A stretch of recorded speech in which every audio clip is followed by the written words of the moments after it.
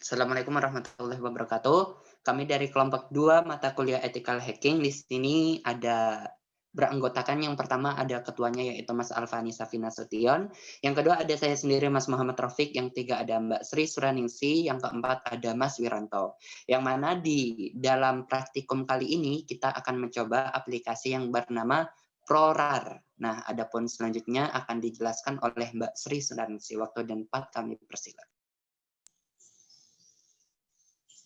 Ya, sebelumnya malware adalah setiap perangkat lunak sengaja dirancang untuk menyebabkan kerusakan pada komputer, server, klien, jaringan komputer. Sebaliknya, software yang menyebabkan tidak sengajanya bahaya karena beberapa kekurangan biasanya digambarkan sebagai sebuah bug software.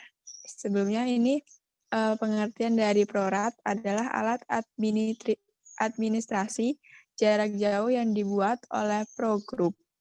ProRAR ditulis dalam bahasa pemrograman C dan mampu bekerja dengan semua sistem operasi Windows. ProRAR dibuat untuk meremote komputer Anda sendiri dari komputer lain. ProRAR mendukung banyak bahasa untuk mengekstrak file zip. Anda perlu memasukkan kata sandi Pro. Selanjutnya akan dijelaskan oleh Mas Wiranto. Ini adalah proses pembuatan virusnya.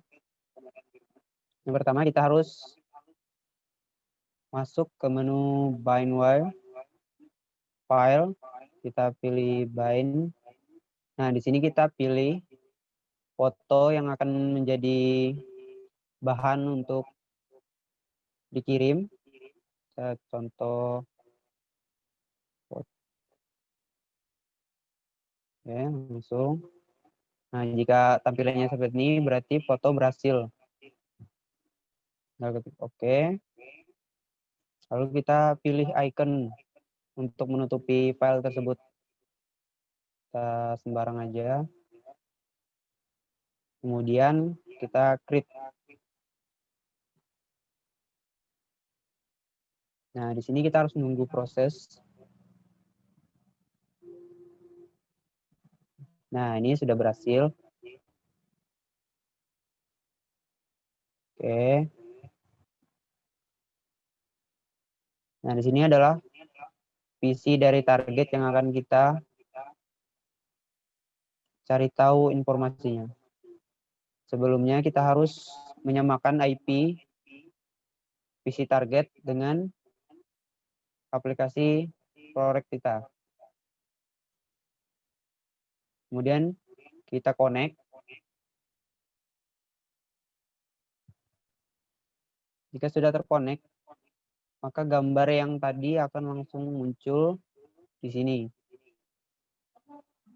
Ini adalah gambar yang kita create tadi ya. Nah, ini.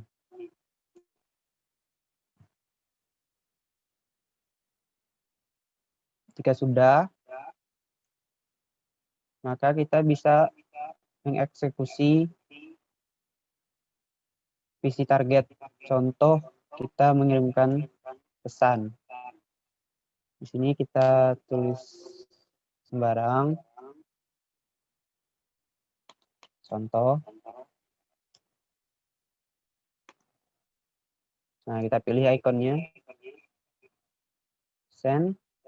Nah, maka di PC korban akan muncul seperti ini. Dan kita juga bisa menjalankan aplikasi pada PC korban. Oke.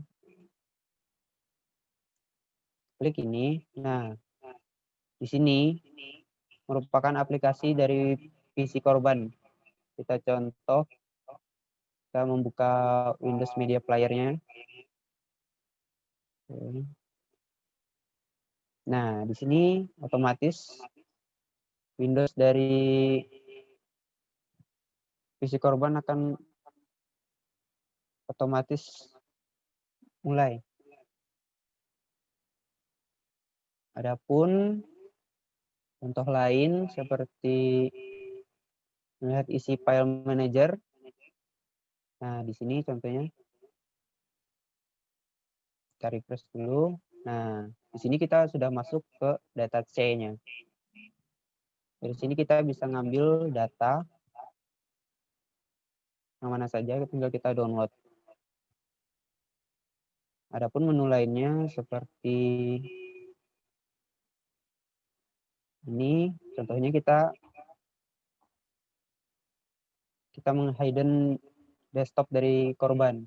Contoh. Nah, otomatis PC korban akan mengalami black screen.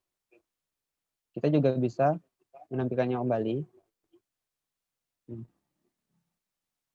Di sini ada beberapa tools yang bisa kita coba. Contoh, kita hidden taskbar-nya. Nah, otomatis taskbar pada PC korban juga akan hilang. Nih, hilang. Taskbar tuh yang seperti ini. Kita munculkan lagi. Nah, oke, ada banyak. Mungkin akan dijelaskan lagi oleh teman saya, Salafani. Ya, terima kasih Mas Wira. Ya, selanjutnya kita bisa mencoba menu yang lain seperti PC Info. Dan ini adalah kosong. Setelah ini kita klik sistem informasi untuk melihat informasi dari PC target. Dan ini adalah informasi dari username, bahasa yang dipakai, terus sistem keamanan atau patch-nya. Kemudian kita bisa pindah lagi ke menu chat. Ya, di sini kita bisa melakukan chat langsung dengan si korban atau satu arah, bisa kita klik open chat. Dan maka komputer korban akan hitam, hanya kita yang bisa menuliskan pesan dalam tabel hacker. Bisa dicoba, Mas Wira. Ya, setelah kita tulis tes, maka kita bisa cek di PC korban bagian atas, maka akan tampil pesan yang ingin kita sampaikan.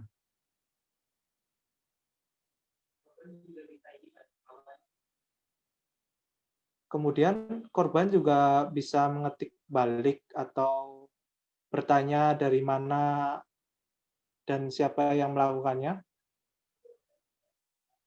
Oke, kita bisa ke menu selanjutnya. Ke menu clipboard.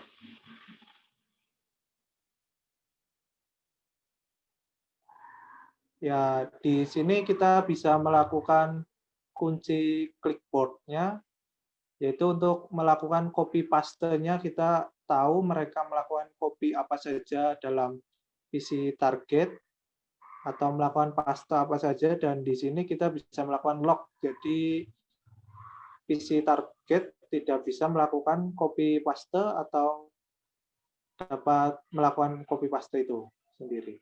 Bisa dipraktekkan Mas Wira, yaitu dengan kita menulis apa saja, kemudian bisa kita menggunakan Ctrl A, terus Ctrl V atau copy paste, copy. Jika sudah, kita ke aplikasi, kita bisa read atau baca. Nah, itu adalah yang sedang di-copy oleh si target dan kita dapat membacanya. Selanjutnya, kita juga bisa melakukan lock, yaitu tidak akan bisa melakukan copy untuk menampilkan hasil.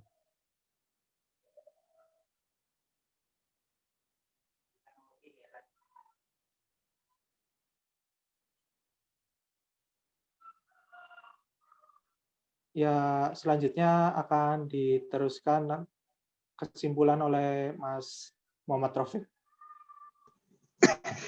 Terima kasih Mas Alfani. Nah, kalau dari kesimpulan yang kita bisa ambil, adapun tools ProRAR ini itu sangatlah bagus ya teman-teman. Jadi istilahnya itu tools ProRes ini itu kayak sebuah injektor, sebuah aplikasi yang mana aplikasi tersebut dapat masuk ke dalam Windows yang kita punya atau Windows target. Adapun di sini kesimpulannya, untuk lebih menjaga keamanan dari sebuah Windows yang kita miliki, ada beberapa langkah yang kita harus lakukan. Yang pertama, kita selalu memasang antivirus. Dalam arti ya, kita selalu menghidupkannya.